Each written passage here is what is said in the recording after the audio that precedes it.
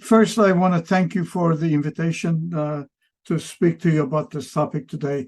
I wish I was there in person, but I'm still restricting my travels this year to North America. Hopefully next year I'll be able to attend events that are farther away and we'll see each other more. I suspect Guoliang asked me to speak on this topic for two reasons. One is that he probably saw or listened to my talk at a Huawei event in Toronto a few weeks ago, which was a very short 20-minute discussion of my thoughts on this topic. And the second is that he might have seen two papers on this topic, one in PVLDB in 2022 and one in ICD this year, on which I was a co-author, and thought that I knew what I was talking about. I need to admit from the beginning that I'm not an expert on all aspects of this topic. It is really, the design space is very large. I certainly know a lot about the distributed and parallel computing and data management aspects, but the other aspects I'm still learning. But I'll talk about my thoughts. So let me tell you how I got here from my research. My interest in distributed and parallel data management is long running, and much of my research on that topic is captured in our book. That's one side of this. The other side, of course, is graph processing. I have been working on graph processing for the last 12, 13 years, both on RDF graphs and property graphs. And I have collaborated with some of you colleagues on this work. But more relevant to today's topic, I have become convinced to get reasonable performance, particularly in streaming graphs that I've been studying for the last 5 years or so. We need to actually look at solutions that use accelerators. So I have been looking at graph processing on GPUs for a while. This is really the work of Professor Jolet and his group at Peking University, and I've been collaborating with them. So that's that. But I'm now in my group starting to investigate other accelerators, particularly FPGAs, and really looking at an interesting. I have an interest in this graph processing over heterogeneous. So CPU, GPU, FPGA combination. How do you actually do graph processing on those? So that's one line of research. The other line of research is that I have recently started collaborating with Jianguo Wang at Purdue University and on disaggregated systems, and his students and he has students who are working on it, and I'm collaborating. And we've been looking at this disaggregated systems, primarily disaggregated memory systems. So really, my interest in the next number of years is combining these two streams into looking at disaggregated and heterogeneous computing platforms for data management. And of course, for the driving application, I'm going to revert to what I know, which is really the graph processing. So that's how I've come to be interested in this topic, and that's why I'm looking at this topic quite carefully. So let me start with a little bit of a terminology on these, because the title says disaggregated and heterogeneous. And perhaps it's useful to start with a kind of a discussion of what I mean by those.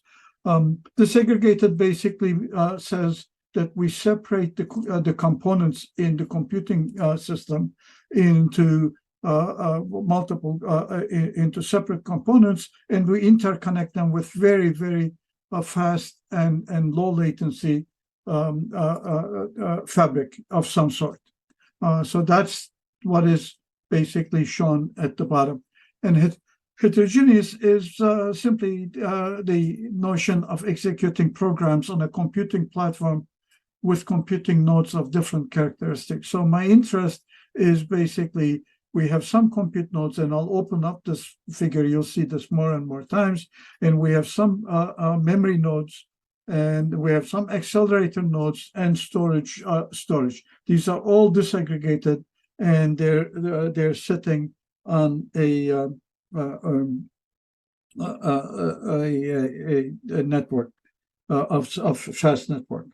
So why do we want to do this is a question, and the answer is really that there are new applications with strong demands for computing that, as I will discuss, are hard to meet with the setup that we have today. And there are also technological changes that make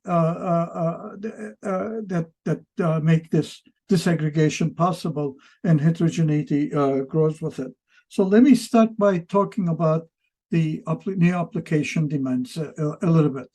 So really, the only thing that I will say is that these come from big data applications. I'm not going to go into discussing big data in any major way. These are really applications that have the characteristics that we all have come to understand. But the important points of these is that they require very, very large storage. I think that's one issue.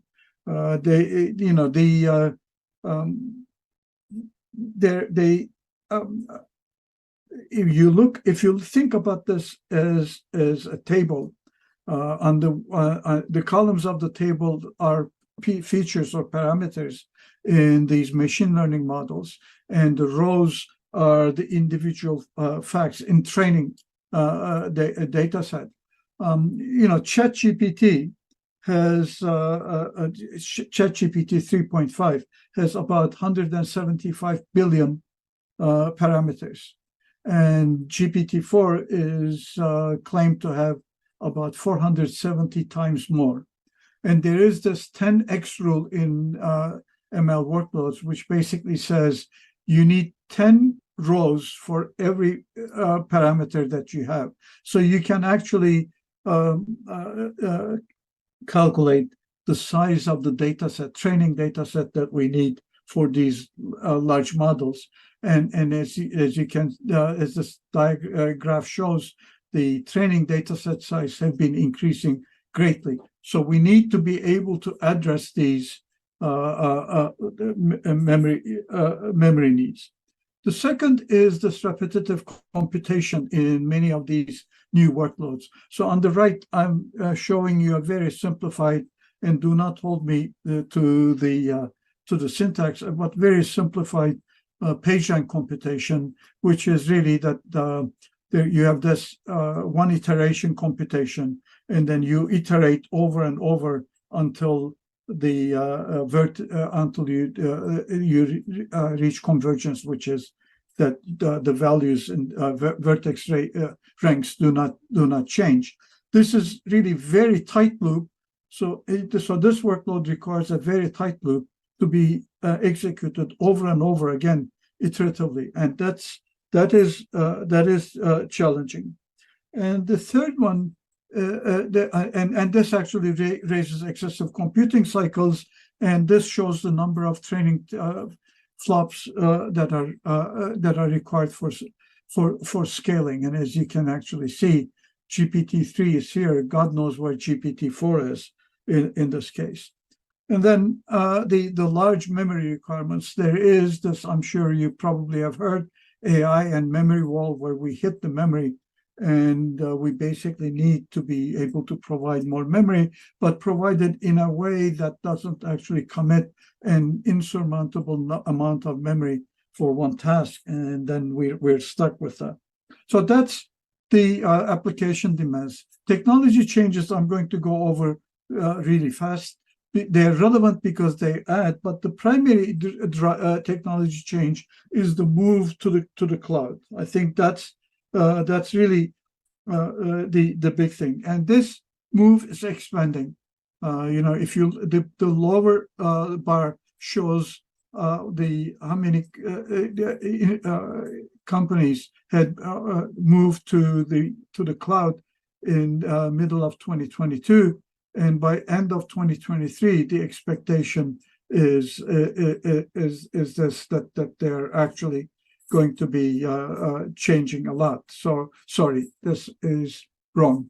This is the top is mid 2022, bottom is end 2023. So as you can actually see, more of the cloud goes on-premise is very small, and some on-premise is going to be there. And the reasons for this are things that we know: elasticity, availability, cost savings in cloud environments. But there are also stress points, especially in elasticity in demand and the ability to meet service level agreements, in particular considering the applications that I mentioned in the previous slide. So that's an issue, the processor developments are well known. We see that almost all of these performance metrics about processors are leveling off. We have transistors count are increasing, but that is because of really multi-core architectures, and so there is this concern that the traditional processors are not keeping up with the demands of the workloads, and that becomes an issue. How we scale out, etc., it becomes an issue. And multi-cores, as we all know, are not easy to program. There is changes in the RAM as well, in memory. I had read somewhere, and I can't find the source, that RAM capacities increase about 10x every 4 years, but not on a single chip, but what you can actually get. And the RAM prices are going down, as you can actually see on this, but the decrease has slowed towards the end of towards 2010. And it's leveling off a little bit.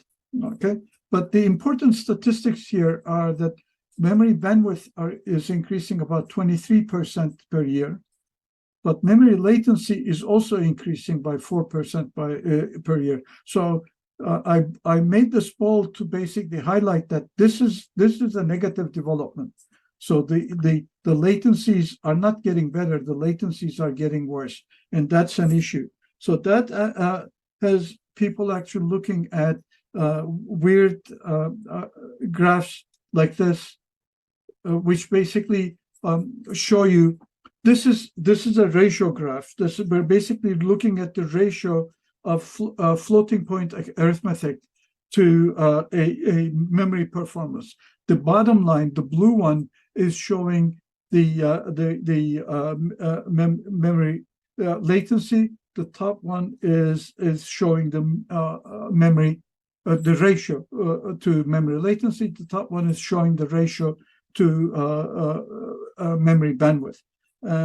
So the ratio of computing to memory bandwidth is about doubling every 5 years. The ratio of memory to latency is doubling every 3 years. What you really have to look at is in the 1990s, when we first started, for every memory unit access, you were doing 2 floating point computations. Now you're doing about 100 floating point computations. Now, if memory was keeping up with the computing requirements, these lines, these trend lines, the straight lines should be flat, because you're basically looking at a ratio of 1, but they're definitely not flat. And that raises the question as to whether the memory is keeping up and what we can do. There are similar developments in storage, and both in terms of capacity on the left and in terms of cost on the right. These are positive developments, and storage devices are really easy to get. You can get 10 terabyte disks very cheap these days, and 10 terabyte single drives are now available. and there is even single drive 100 terabyte SSDs that are coming on. So these are really strong devices. Flash is mainstream, and I should add into it that the money goes a long way. And when you look at the storage and memory hierarchy, we have two new entries. One is this non-volatile memory, storage class memory, that is trying to bridge the gap between SSDs and DDRAMs. And these, of course, these figures are shifting to the right as we go along. And the other is this high bandwidth memory, which is a DRAM, but that it is in between the cache SRAM and DDRAM. And this is really massive bandwidth that is going to play a big role. And these play a role. So these things have an impact as well as the accelerators that are coming on board. And that in a major way. GPUs were more familiar. There are FPGAs, and we should also consider even ASICs for tasks that we know what to do, and there's a large volume of them. So it makes sense to develop application-specific ICs for these. So that's the environment, and really. This is all superimposed on the networking capability improvements. So over time, what we've actually seen is that the bandwidth is increasing considerably. Transmission speeds has increased despite the negative latency numbers I mentioned. They've increased. So if you do a back of the envelope figure where the bottom shows you the hardware overhead, and the top shows the software overhead, the hardware has been improving over time. We've gone from 10 megabit per second networks. I don't know if anyone still remembers them, to 100 megabit per second are now 1 gigabit is common. 10 gigabit per second is now even exist on laptops. The NICs exist. And we're going to 100 megabits, but the software is not improving too much because simply we're running the old TCP/IP stack, and that has really high overhead. What we really want is to be somewhere here, and I'll say more about that. For these fast networks, we need fast protocols as well. So that's the environment. But when you look at the current environment, what we're running in our data centers, we have this typical data center rack and blade design, where we have these blades that form a rack, and each of these blades is what we call a converged server. So we're basically, each blade can have some computing power, memory, perhaps some accelerators, and some storage, and basically connected with a NIC over some speed network, and that's so we basically have this shared nothing architecture, and we can basically we can put these together into a data center with top of rack switches connecting these. But this is really what we're running in the environments, and this is very well understood, and you can many of us have these in our labs. So in my group, between me and my colleague Ihab Ilyas, we have this particular setup that is on a Mellanox switch, 3 machines. Each of them have their own memory, storage devices, and GPUs, and one of them has a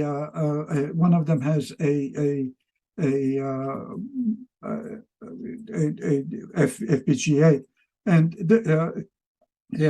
and we're basically, this is the environment, and this you will find things like this, and we take these and replicate them to get these geo-distributed environments to over which we execute.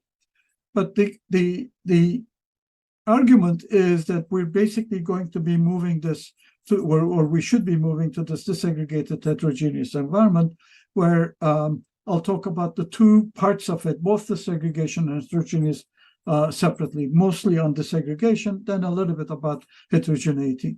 So what we want to do is really go from this converged server architecture to a disaggregated architecture where we have these blades. Each blade is dedicated to one task. So you basically, this is a compute node, this is a memory node, storage node, and accelerators. And the important issue here is that everybody has access to every other resource. So you really have a shared everything environment. So and there are people who have actually suggested that, well, between shared nothing and shared everything, there is something in between, which is share something, where you might actually have local memory here of some sort, and then you do it. And I'll come to that as well. In some of our work, we've actually considered those. But whether that's a simple cache or whether that's more, that's larger local memory is a point of discussion. So we're in this environment, and I again show you this because think about this as the logical view of the environment that I'm talking on, and I'll be mostly talking about this one. So we do have these compute nodes, and in our case, we consider a little bit of memory on these compute nodes, and you can actually adjust it whether that's just a cache or whether that's a bigger local memory. In our case, we treat it as really a cache, and then we have memory banks here, accelerators, and storage.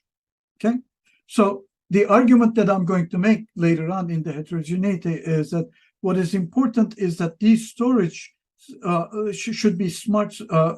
Memory should be smart memory. Smart memory in the sense that you have some computing. In this case, you can either put CPU or FPGA, which you can easily program, controller here, and you do some of the computation in the memory without fetching it into the compute nodes. Similarly, the storage should be smart storage, where you can do certain things on the storage device. The Amazon AWS Aqua, which is a project that's canceled, but the idea is still relevant, is an example, and I'll talk about that too.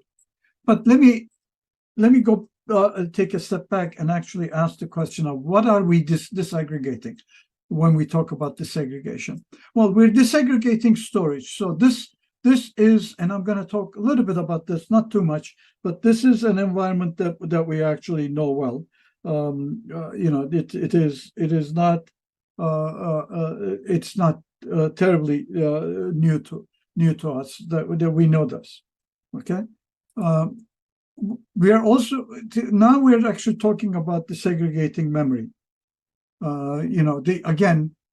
Treat these memories at the compute nodes as simply cache, and the large memory that's shared is here. And in our work, we treat this as a distributed shared memory. And then we also have accelerators that we want to disaggregate. So accelerators sit on there. So GPUs on one, FPGAs on another one here. They sit on their own blades, and we put them together to get this environment that I've been showing you multiple times now. So let me talk about each of these disaggregations separately. So in terms of storage disaggregation, this is something that we database people know very well, which is why I'm going to go fairly fast. The reason people have started moving to this is because cloud deployments prefer shared disk. It's easier for crash recovery. There's no need for migration and so on. So people have the clouds have already moved to this storage disaggregated environments, but they're still converged. It's some sort of converged compute nodes, because this is really a compute resource plus it is whatever local memory that you have, and that's it. So and you, if you have accelerators, they are also part of these nodes, and this is easier for one of the emerging trends is the serverless computing, and this is easier for serverless computing because you can do a faster startup and easier shutdown. You don't really need to worry about the storage. You only really need to worry about what is in the memory and what do you do with that system state. And if there is a state, serverless tries to be stateless as well, but that's fine. And as we all know, I mean, this is old argument. You can easily scale storage as you need. As your data sizes grow, you can actually go. And the reason people move to this is because this is both desired and it's easy. On this interconnect, you can still run the good old TCP/IP and a fast TCP/IP, and that usually services this reasonably well. And this space is really fairly crowded. There are OLTP systems, a number of them I've given examples, and there are OLAP systems that I've given example as well. So I'm not spending too much time on this because this is something that almost all of us, I'm sure, know fairly well.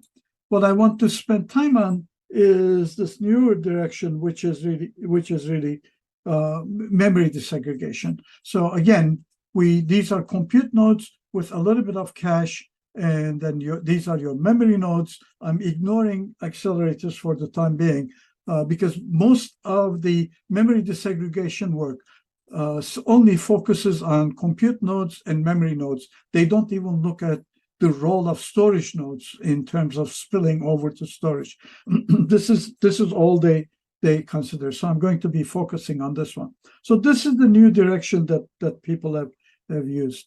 And so the question is, what is the case for memory disaggregation? Why might we want to do this? One reason is that DRAM is expensive. We talk about as workloads increase, we're adding DRAM, but it's only we might have to add DRAM for that one machine learning workload. Well, when that's not running, we're not using that memory, and this is expensive. The reports are that on Microsoft Azure, 50% of the server cost is devoted to memory.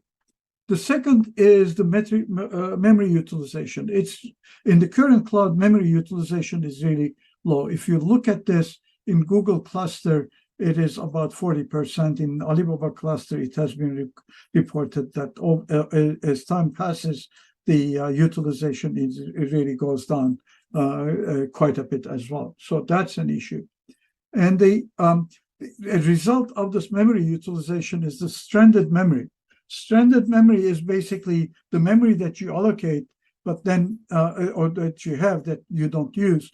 This is in the Azure case. It has been recorded that as you increase the number of cores that you allocate, if you increase the number of virtual machines, the stranded memory increases. So this is basically memory that you have in your system that you're not using. So the second and the third point are related to each other.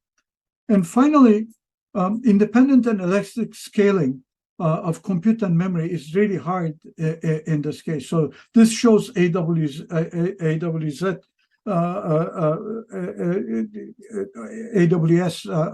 on Amazon. And if your workload falls somewhere, for example, in between the 16 and 32 virtual CPUs, you have to go to the higher one. You have to go to the 32 and get to this R6G 8X large, which costs you a lot, and you're not really using all of the CPU, and you're not using all of the DRAM either. So this scaling and independent scaling, in particular, of CPU and memory or resources that was supposed to be one of the driving forces of the cloud is hard to achieve in today's cloud.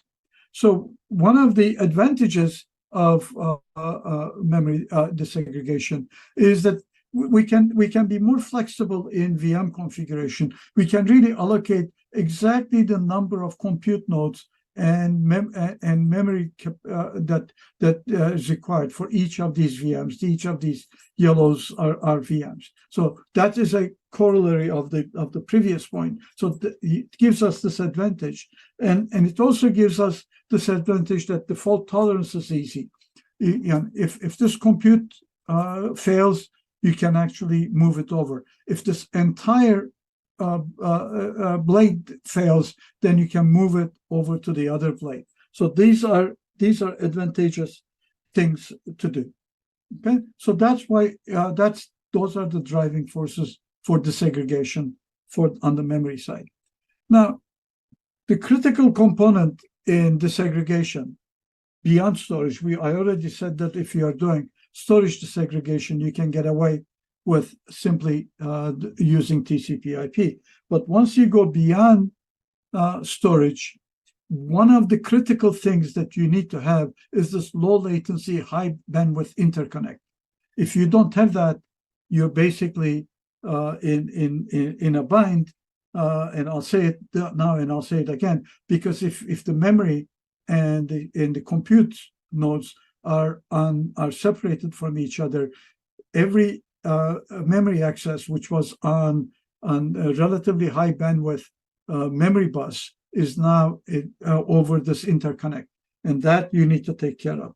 So it is really important to look at what has been happening on the networking side a little bit more carefully. So there are, the networking on each of these machines is achieved. There is the fabric, but also the NICs that are connected. The NICs come in different forms. One is the basic foundational NIC. This is what we really find in many of our machines. These are only facilitate simply the network connection, nothing more. And they can sustain about 1 to 25 gigabits per second. But for any protocol processing, it relies on this host CPU. So that's why it cannot actually go faster, because it uses CPU, and it also wastes CPU resources for this. Smart NICs, and the definition really changes here, but the smart NICs offload the processing into the to the NIC itself. So the CPU is not host CPU is not involved. They have their own processor, memory, and the operating system, and they can sustain over 100, greater than 50 gigabits per second. Now they can actually increase even more. So you're looking at these with which have much better latency and much higher bandwidth. And then there are these data processing units, which are smart NIC, plus they do a lot more functionality, and they're really computing devices on their own, and they can have custom chips, ASICs or FPGAs for programmability, and they can do near data processing. They can actually process the data at that point as well. So that's on the hardware side. When we look at the software side, remember that our goal was to go from this picture to this picture. So, the NICs and the fabric developments give us this lower one, but they don't give us this higher one, upper one, which is the software. So, and this is actually a serious problem. There is a serious high overhead of TCP. There is something called the data center tax. And data center tax is basically says that in the data center, every time you send a message, there is this small overhead, but these small overheads, they accumulate and become really performance impediments. There is that issue that you really need to worry about. And then, there is a very interesting article by John Osterhout, who basically he argues, as you can read here, that we should not be using TCP in the data center. We should be using something really much, much faster. He has his own protocol that he suggests, but it highlights the point that there is a need for high bandwidth, low latency software protocol, networking protocol here, and those now exist. The RDMA is a well-known protocol, and CXL is another well-known protocol that's emerging, and it's even better than RDMA. So with these, we can actually go from this left figure to the right figure. I'll take a little bit of time to talk about this RDMA and CXL because they are really critical in the discussion later on. And of course, these are really low-level protocols. At the higher levels, we still need efficient RPC, because if we're really doing remote procedure calls, and the remote procedure call itself, regardless of what we're doing down at the lower layers of the communication, it still takes time. We are still in trouble. Okay, so what is RDMA? So I'll show you two views. One is the physical view. So we have two machines, and there is an RDMA NIC on each of them. There's a CPU and memory. So let's assume that the application that's running on the left machine wants to access something on the right machine. On the TCP, what really happens is that memory is or either sending something that has to be copied to the OS, from the OS to the CPU buffers, from the CPU buffers to the OS, from the OS to the NIC, and then it goes on. In RDMA, it's much simpler. The app creates a pair of send and receive queue, and the important point is that this is really fast, about the 8 microseconds latency and end-to-end communication. But more importantly, the application can create thousands of these send-receive queues. So it could be sending in simultaneously many, or it could be communicating a lot. Then it basically puts whatever it wants it into the send queue. The send queue and receive queue are on the RDMA NIC. So you notice that this is actually going from memory directly into the NIC. The NIC sends it. Now there are two versions of RDMA. If it is two-sided RDMA, at the other end, the CPU is involved, and then it actually copies it to the memory. If it is one-sided, you just actually the NIC writes to the memory directly. Okay, so this is the physical view, and I'm not going to go into the details of two-sided versus one-sided. We don't have time. But if you take the process view, we have the app, and the data is in the buffer, and it's the same thing. And notice that we're basically really copying it directly into the send queue of the NIC, and then the same thing takes place. So there is a direct link between the app buffer here and the app buffer here. So they can send and receive directly without the involvement of the operating system. Okay, so that's really important. So whichever view you take, RDMA gives you a couple of important things. One is zero copy networking. So you really do not do any copying other than putting it into the queue. You don't have copies, as I said, into the CPU, to the OS buffers, from the OS to the NIC, etc. So CPU is bypassed, OS is bypassed, so message-based communication. So you're basically sending each message, and this could be reasonably big, and you can actually do stream processing, which helps as well. Okay, so this is RDMA, remote direct memory access. So the name actually tells you what it is. The other one that's emerging is this Compute Express Link, CXL. This is even higher bandwidth and much lower latency, and it has the additional advantage that we have the cache coherent interconnect here. Okay, so that's important, and I'll show you why it is. And this avoids the memory copy between application and the NIC buffers. So remember, we in the RDMA we bypassed the copy from the application through the OS, CPU and OS, but we were still copying it into the NIC buffers. Here, you really have direct access into the buffers, and there, if multiple if a processor accesses a particular memory, it's hardware cache coherent. So if there's another compute node that accesses the memory and messes around with it, the cache in the original compute node is kept coherent in hardware. So there is no copy and not require CPU, and it doesn't require CPU on the memory node. So remember that in the previous one, on this side, there is a CPU. And in this case, you really don't need CPUs. So these come in three, CXL has been defined to operate on three different types.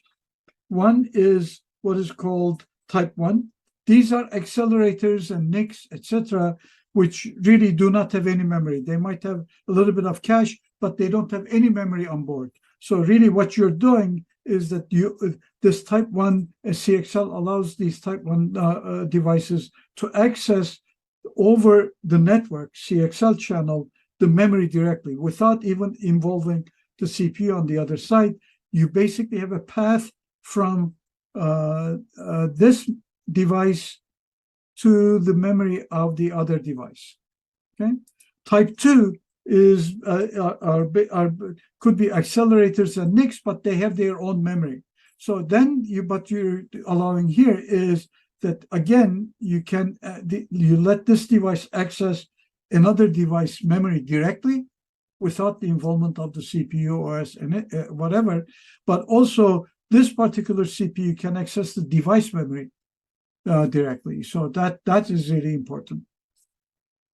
And the third type 3 memory is really more relevant for our discussion of memory disaggregation, which is basically says these are just memory buffers and memory disaggregation stuff. So the memory devices, memory buffers, and for expanding memory and so on. So you have a whole bunch of memory nodes, and this CPU on the other device can directly access this memory without going memory buffers. And if there's another CPU, again, remember, if there's another CPU that's accessing the same memory and doing something with it, the caches on the two compute nodes are kept coherent by hardware. So a lot of the problems, the reason I talk about this is some of the problems I'll talk about are not do not exist if CXL is used, but it's not widely deployed. It's coming on board, but it's not there. So the differences between RDMA and CXL are summarized here. I'm not going to read them, but CXL obviously has advantages. And the important thing to look at here is that when you use direct CXL, it is about 8.3 times faster than RDMA. RDMA is fast, and CXL is 8 times faster than that. So keep that in mind, and in addition to the cache coherence issue. So what is the main issue with memory disaggregation? The main issue with memory disaggregation is access latency. As I said, the memory access over this memory bus is now a request over the interconnect, and that is troubling. And so there are many things that you need to do.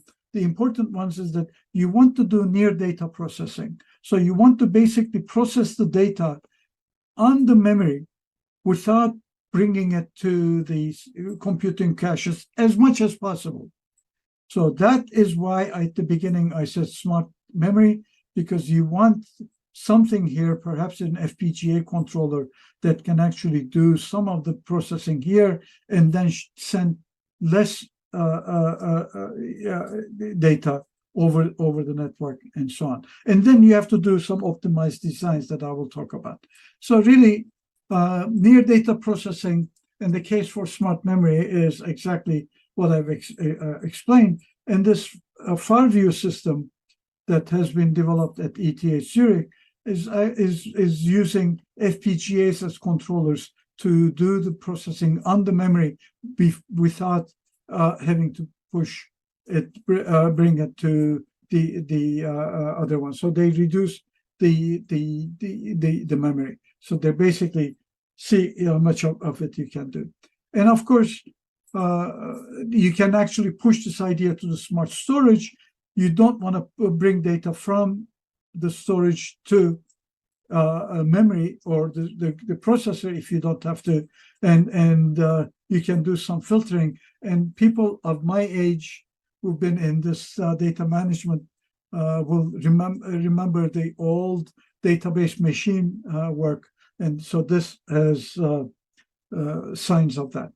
Okay, and as I said, Amazon and AWS started offering this Aqua service, but I guess there wasn't enough demand for it, so the project is now canceled. But that was actually all it was. So they had storage with their own designed analytics processor, which they would actually do the computation and then send less data to the compute nodes. That was the idea.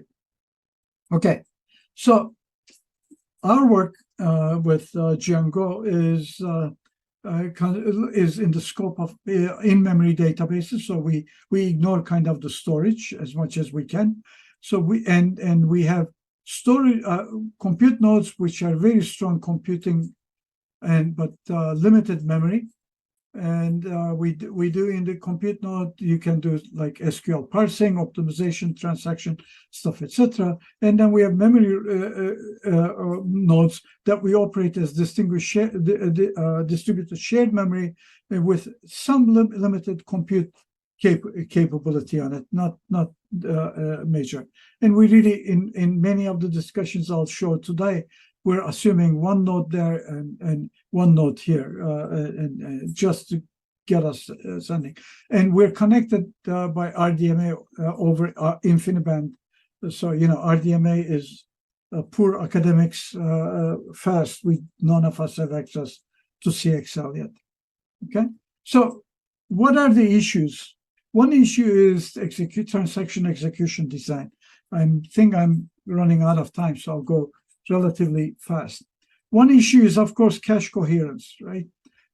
If the compute nodes are accessing the same memory for transactions, one might be writing, one might be reading, and they might have actually cached it. So these memories might be cached, and now you have cache coherence issue. They talk to each other, but there is no hardware-supported cache coherence. We're in RDMA domain. So this is not an issue if CXL is used. So really, that's one challenge. The other challenge is distributed commit.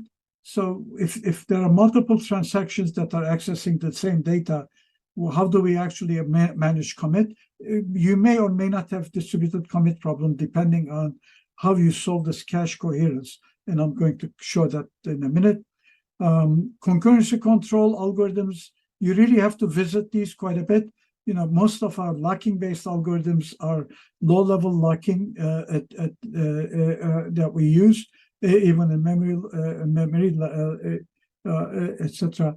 But each of those lock requests incur RDMA calls, and then you probably don't want to do that.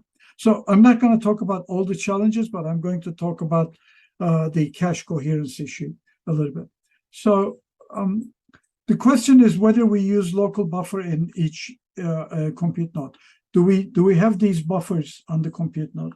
If you don't have the buffers, then you don't have a problem. If you have the buffers, then you have the coherence problem. But if you don't have the buffers, then you have a performance hit because every memory access, you have to go over this memory. If you have the buffers, you can prefetch and do certain things that we know what to do. But then you have the cache coherence problem. So if you have local buffers, then the next question is, do we have sharding? In other words, do we actually say this compute node is responsible for one segment of the memory space? This compute node is responsible for the other component of memory space. And if that's what you're doing, life is simpler until you get to transactions that actually cross boundaries between shards. But by and large, it's simpler. So let's look at one alternative. There is no sharding and no cache. So this is basically, you're not storing any data in the compute nodes, but all the data pages are stored in the distributed shared memory. You have no cache coherence problem, but you have now this severe difficulty with the interconnect, the latency that this interconnect pushes, and it's not. I don't think it's a realistic scenario. The second alternative is you don't do sharding, but you have cache. So you cache some of these here, the data into the compute nodes as on demand. But now, as I described before, you can have a cache coherence problem, and you need to run a cache coherence protocol in software and to resolve the conflicts. And you can do the typical things of update-based or invalidation-based, but there is an overhead, and we don't really know what the overhead is. We need to study these a lot more carefully to be able to get a sense of what we're doing. The third alternative is with sharding and with cache. So basically, we're talking about logical sharding here. So the data is not necessarily stored here, but this compute node is responsible for one half of the address space. The other compute node is responsible for the other half, and as required, they will come to the local buffer when you cache it. So you're bypassing the cache coherence issues as long as you don't have transactions that cross shard boundaries. If you're basically if you're crossing, then you have cache coherence problem. But this probably supports the coherence much better. I'm not sure how much time I have, so let me show you the other issues, but I won't talk about them. I think I'm coming to the end. So the other big issue is distributed shared memory design. So the idea here is that we want all of these compute nodes, we want to design them in such a way that they look like a unified memory space. There is a durability and availability concern here, and then the APIs that you need to provide. What is the API that this distributed shared memory provides? And that API needs to cover a bunch of things. In durability, availability, one alternative that you can actually use is this log-based replication, which instead of replicating the data multiple times and taking up memory space, you're basically writing in one place, but you're writing the log in 3 different places, and then you're recovering from that, and you periodically checkpoint data pages. This is a solution that will work, and this is a solution that was proposed in the RAM Cloud project. There's a whole bunch of index design challenges because when you design indexes, you really need to leverage RDMA characteristics. The fact that if you really have buffer, you have two-level storage here. This data is not block addressable; it is byte addressable. And how do we really use this buffer? And how do we do the concurrency on the indexes? I won't get into these.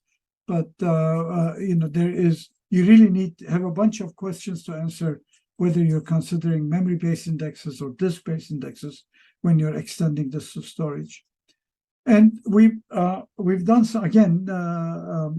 Jianguo's student Zhu Yang Wang has done some work on LSM-based indexing that appeared. I'm not going to talk about it too much.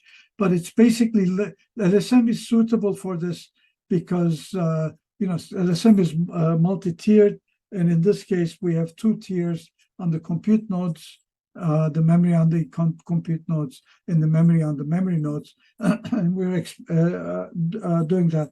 We do the LSM data compaction near data on the memory nodes and using background threads. And we basically hold some of the metadata and the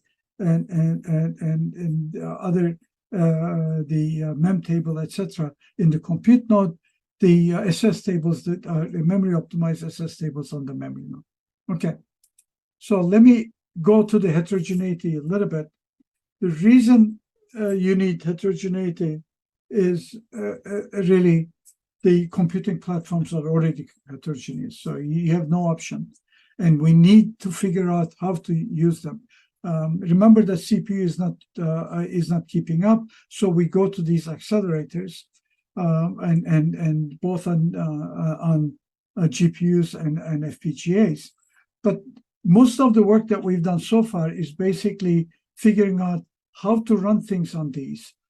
There's some work and more needs to be done in basically looking at this as one heterogeneous stuff and looking at CPU, GPU, FPGA computation, and then what the role is for the storage devices, NVMe and other SSD stuff. So this is important. On the data management over GPU, there are two general approaches. One is that we transfer data to the GPU on demand, and basically do all the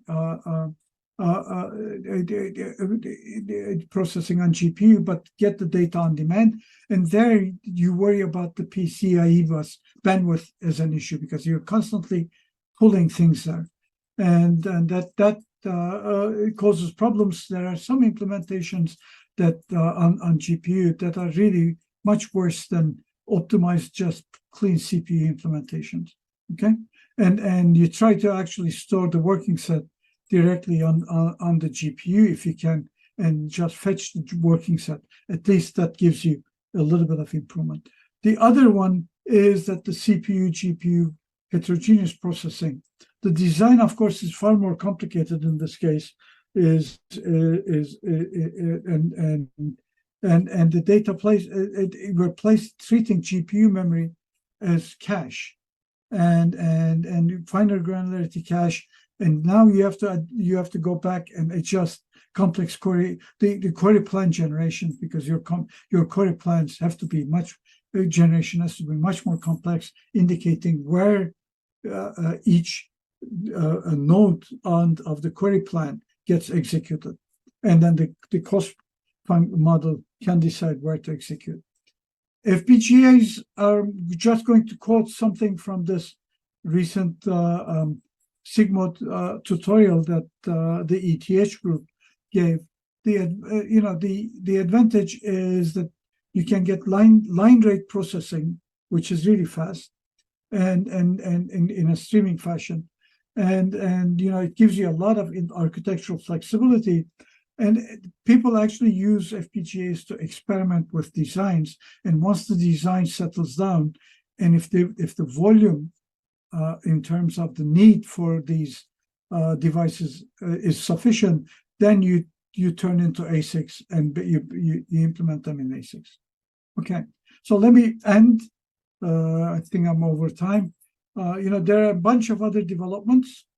Tensor processing units, data processing units, non-volatile memory, NVM adds to this. The HBM, the changing memory hierarchy, how that impacts.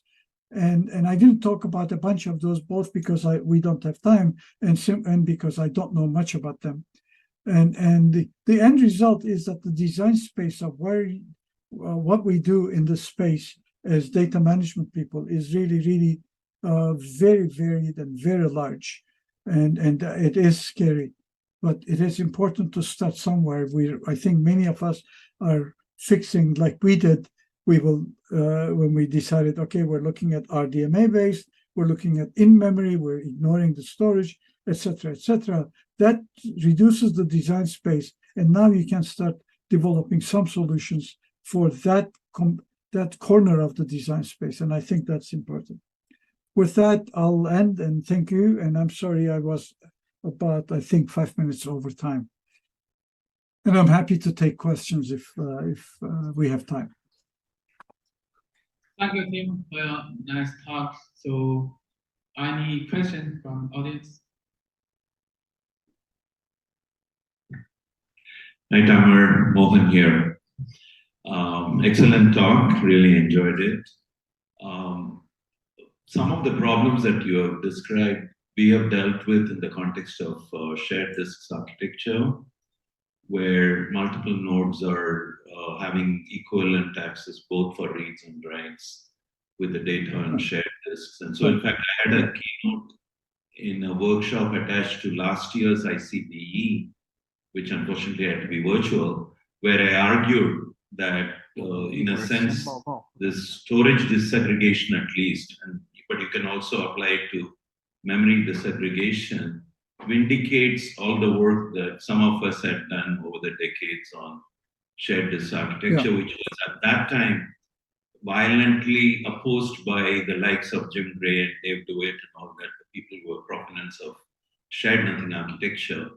But in my talk later, I will cover some of this. But today, for instance, a lot of these systems like Aurora and even AlloyDB permit only one of the nodes, compute nodes, to be able to update. And the rest of the compute nodes are Right. True. I should have mentioned that. You're right. I think they simplified the design space by basically saying, well, we'll let only one node update. So this wasn't really a question, but I just wanted to comment. Yeah, no, I think you're right. I think I did. I mean, there's a different way of giving this talk, which is basically going back and saying, well, what have we done over time in these shared architectures? And and absolutely shared disk is one of those. I think IBM actually had systems, but I think the sharing was limited to about 4 or 5 compute nodes. If I remember, it didn't at the time. This technology was there. So there isn't the point the point I'm making is that I agree with you that's all relevant, and I could have given the talk in a very different way by giving a historical perspective, but I haven't done that. But it is relevant. That work is relevant, absolutely. Hello, Tamer. This is Zhao Guang from Shanghai Jiaotong University, and thank you for your impressive talk. I have 2 questions. The first one is there are many disaggregated systems such as Aurora and Snowflake. But as far as I know, so these systems still use very traditional protocols such as two-phase commit, Paxos. All these protocols are based on the shared nothing systems. So the first question is, do you think this is an opportunity to rethink or even redesign these protocols? And for the second, I think it. Sorry, go ahead. I thought you were done. Sorry. Actually, you can first finish the first question, and I can continue the second one. Sure. Yeah, I think it really is important for us to go back and revisit, because when you change the architecture this much, it is not clear what is going to happen and what the performance implications are going to be. There is very good work out of UPenn. Ji Chen's group, who is the PhD student who's joining University of Toronto in a month or so, where he's actually looked at how does unmodified relational systems perform on disaggregated architecture if you don't change anything in the systems. And I think this is, I'm trying to remember, this is a Cider paper from 2 years ago, and the performance is really, really bad. So that actually tells me that we need to revisit many of these design decisions and see how we actually need to handle some of these protocols. Okay, So first understand what the performance implications are, and then go and do it. I mean, in that same paper, Jishen is also looking at, for example, the simple hash join and how hash join it can be optimized to execute reasonably on these types of environments. So more work of that type is required. Yeah, but from my understanding, it's not only performance issue, but also the functionality issue. For example, like in the disaggregated system, the failure model is changed comparing with the original failure model assumed by the taxes. Right, correct. But what I'm actually saying is that as we're addressing the functionality, we should always keep in mind the performance aspect. You know, Jim Gray used to say there are three important criteria in database management. You know, performance, performance, and performance. So you know, these workloads really require high performance, and we need to understand what the performance implications of the design decisions we're making are going to be. That's what I'm saying. Okay, thank you. Actually, I have another question if there is time. So my second question is, all these systems are still using very traditional operating systems like Linux, but actually also the functionality of the operating systems are also already handled either by the hardware or by the system database. Right. So, right. So this question is a little bit more aggressive. Do you think today in the distributed architecture, there's still need the operating systems? Well, I think there is some work. There is an operating system called Lego OS, which is really designed for this. I don't know much. I mean, I'm not an operating system person, so I don't fully understand it, so I didn't talk about it. But I think the thing that I have been thinking is the functionality that the operating system is going to provide. Some of the functionality is going to be dependent on the type of interconnect you choose as well. For example, if you're really using CXL, then the NIC is doing a lot of the work for you that we traditionally, at least in the communication stack, we associate with the